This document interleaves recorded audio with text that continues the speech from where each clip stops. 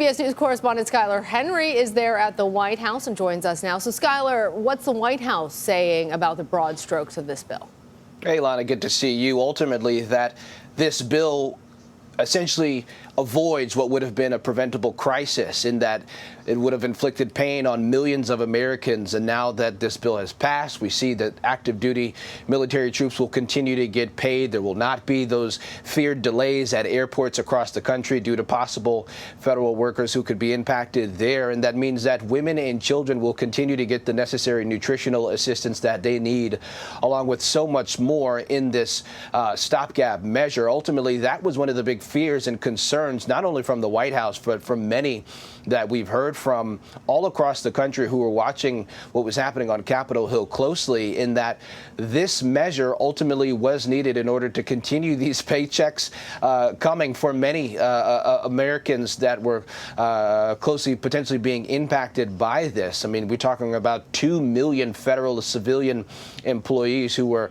potentially at risk of either losing out on paychecks or being furloughed to something to that effect, or 2 million military personnel who could have been impacted as well. And that includes some of those men and women who were working down at the U.S.-Mexico border dealing with that migrant crisis. So I think a relieved White House, but President Biden put out a statement overnight ultimately saying that this was an avoidable crisis brought on by that group of hardline conservatives in the House that was essentially calling for deeper spending cuts, calling for these delays, ultimately saying that this was an avoidable situation, and that what the deal that they had agreed to previously, the White House and House Speaker Kevin McCarthy, was something that they should have adhered to this entire time, and that this was an avoidable crisis. We also saw in the president's statement there talking about aid for Ukraine, because that had certainly been a White House priority and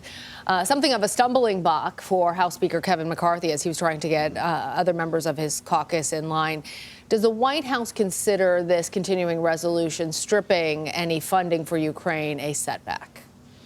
Yeah, well, it's absolutely a bit of a concern, especially if you look at what the president had to say about it. He went on to say that we cannot, under any circumstances, allow American support for Ukraine to be interrupted, and ultimately going on to say that he fully expects the speaker to keep his commitment to the people of Ukraine and secure passage of the support needed to help Ukraine at this critical moment. And as we've heard from not only the White House, but many top officials, and that's from bipartisan support as well, that they want to make sure that there is continued financial support for Ukraine. I mean, we saw Ukrainian President Volodymyr Zelensky meeting with the leaders of both chambers up on Capitol Hill in recent weeks. We know that he has a close relationship with President Biden, and we know his concerns about not receiving continued support monetarily and from a military perspective in terms of their war with Russia. Now, we know that there is continued support right now. There should be money that should last for the next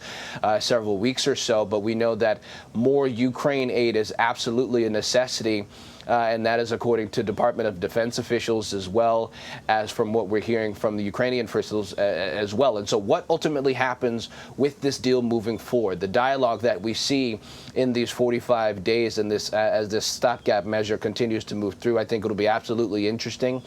We know that House Speaker Kevin McCarthy, as you and Nicole talked about, he certainly has an uphill battle, if you will, in terms of trying to get enough support to pass a measure across that will continue support for Ukraine. We know that there is support in the Senate for this bill, or for that funding. It ultimately just depends on what that looks like. All right, Skyler Henry, thank you.